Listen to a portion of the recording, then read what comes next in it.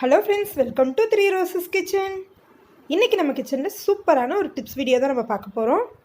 இந்த சின்ன சின்ன டிப்ஸ் தெரிஞ்சால் போதும், நீங்கள் ஈஸியாக சமையலை வந்து முடிச்சிட முடியும். ஒரு பாத்திரம் எடுத்துருக்கோம், இதில் 3 பெரிய வெங்காயம் எடுத்துருக்கோம்.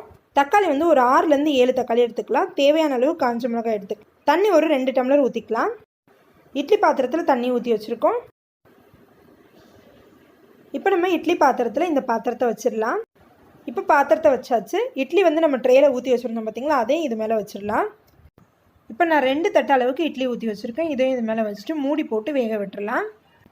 இட்லி வேகிறதுக்கு எவ்வளோ நேரமோ அந்தளவுக்கு நம்ம வேக விட்டுடலாம். இப்போ பாருங்கள், இட்லி நல்லா வெந்துடுச்சு, எடுத்துடலாம்.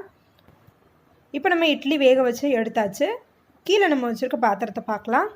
பாருங்கள், நல்லா தக்காளியும் வெங்காயமும் நல்லா வெந்துடுச்சு. கொஞ்சம் நேரம் இது ஆறின பிறகு அந்த பாத்திரத்தை எடுத்துக்கலாம். இப்போ ஆறிடுச்சு, நான் எடுத்துகிட்டு காட்டுறேன் பாருங்கள். தண்ணியெல்லாம் நல்லா ஃபில்டர் பண்ணி எடுத்துருக்கோம்.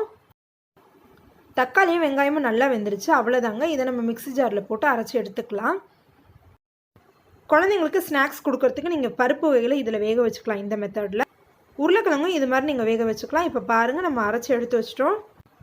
இந்த மாதிரி நம்ம வேக வைக்கும் போது இட்லியும் நம்மளுக்கு ரெடி ஆகிடுது. அதே மாதிரி கூட சட்னியும் ஈஸியாக நம்ம ரெடி பண்ணிட்டோம். சட்னிக்கு தாளிப்புக்காக ரெடி பண்ணியாச்சு. இப்போ தாளிச்சாச்சு. இந்த மெத்தடில் நம்ம டபுள் காம்போவாக வந்து கேஸையும் மிச்சப்படுத்திட்டோம். அதே மாதிரி டைமையும் நம்ம சேவ் பண்ணிட்டோம். இந்த டிப்ஸ் பிடிச்சிருந்துச்சுன்னா சொல்லுங்கள்.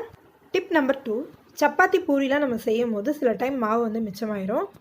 அது மாதிரி மீதமாக இருக்க மாவு நம்ம எடுத்து வச்சோன்னா அது மேலே வந்து காஞ்சு போய் ட்ரை ஆயிரும். அதே வந்து இந்த டிப் நீங்கள் ஃபாலோ பண்ணிங்கன்னா மேலே வந்து கருப்பு கலரில் இருக்காது, புதுசாக பிசைஞ்ச மாதிரி இருக்கும். டிஃபன் பாக்ஸில் வைக்கும் போது மேலே வந்து இது மாதிரி கொஞ்சமாக எண்ணெய் ஊற்றி அதை நல்லா தடவி வச்சுருங்க. எண்ணெயை வந்து அந்த மாவு ஃபுல்லாக நல்லா தடவிட்டு இது மாதிரி வச்சுருங்க. ஈரத்துணியை இது மேலே போட்டு வச்சாலும் மாவோட கலர் வந்து சேஞ்ச் ஆகாது. அவ்வளோதாங்க. இதை அப்படியே நம்ம வந்து ஃப்ரிட்ஜில் வந்து ஸ்டோர் பண்ணி எப்போ வேணுமோ நம்ம யூஸ் பண்ணிக்கலாம். டிப் நம்பர் 3, இதுவும் சப்பாத்தி ரிலேட்டட் தான். சில டைம் நம்ம சப்பாத்தி செய்யும் போது மீதமாயிரும். நைட்டு நம்ம செஞ்சு வச்ச சப்பாத்தி காலையில் பார்த்தீங்கன்னா இப்படி இருக்கும் நம்மளுக்கு.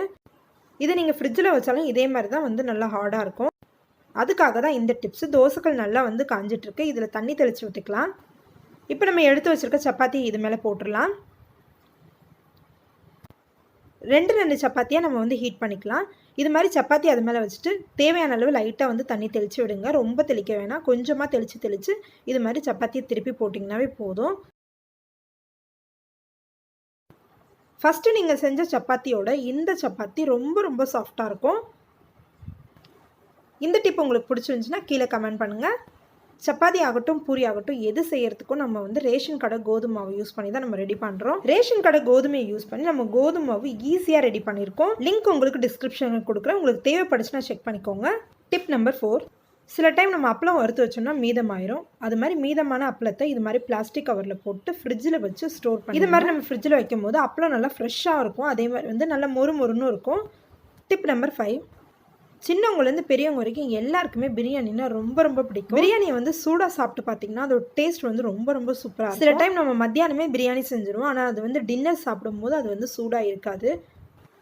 அதுக்காக நம்ம பிரியாணியை சூடு பண்ணுறதுக்காக கடாயில் போட்டு சூடு பண்ணுவோம். அப்படி இல்லைன்னா அந்த பாத்திரத்தோடு நம்ம வச்சுட்டு சூடு பண்ணுவோம். இது மாதிரி நம்ம பிரியாணி வந்து கிளறி சூடு பண்ணோம்னா பிரியாணியோட அரிசி வந்து நம்மளுக்கு உடஞ்சிரும். அதுக்காக தான் இந்த டிப்ஸு. இப்போ நம்ம இந்த சூடு பண்ண போகிறோம். இட்லி பாத்திரம் எடுத்துருக்கோம். இட்லி நம்ம வேக வைக்கிறதுக்கு தண்ணி ஊற்றி தட்டு வைப்போம் பார்த்தீங்களா, அதே மாதிரி தட்டை வச்சிடலாம். தட்டு மேலே நாங்கள் வாழையில போடுறோம். வாழையில இல்லைன்னா ஒன்றும் இல்லை, நம்ம தட்டு மேலேயே நம்ம சாதத்தை கொட்டலாம். இப்போ நம்ம சாதத்தை வந்து அது மேலே கொட்டிட்டோம். நல்லா மூடி போட்டு இதை வந்து வேக விட்டுறலாம்.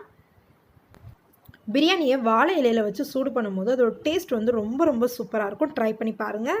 சாதத்தை வந்து உடைக்காமே நம்ம வந்து பிரியாணியை ஈஸியாக நல்லா சூடு பண்ணிட்டோம். இந்த டிப்ஸ் உங்களுக்கு பிடிச்சிருந்துச்சுன்னா லைக் பண்ணுங்கள். இது வரைக்கும் நீங்கள் நம்ம சேனலை சப்ஸ்கிரைப் பண்ணாமல் இருந்தீங்கன்னா சப்ஸ்கிரைப் பண்ணிக்கோங்க. கூடவே இருக்க அந்த பெல் ஐக்கானை கிளிக் பண்ணிட்டீங்கன்னா நாங்கள் எப்பப்போ வீடியோ போடுறோமோ அப்பப்போ அது உங்களுக்கு நோட்டிஃபிகேஷனாக வரும். பாய் ஃப்ரெண்ட்ஸ், தேங்க்யூ ஃபார் வாட்சிங்.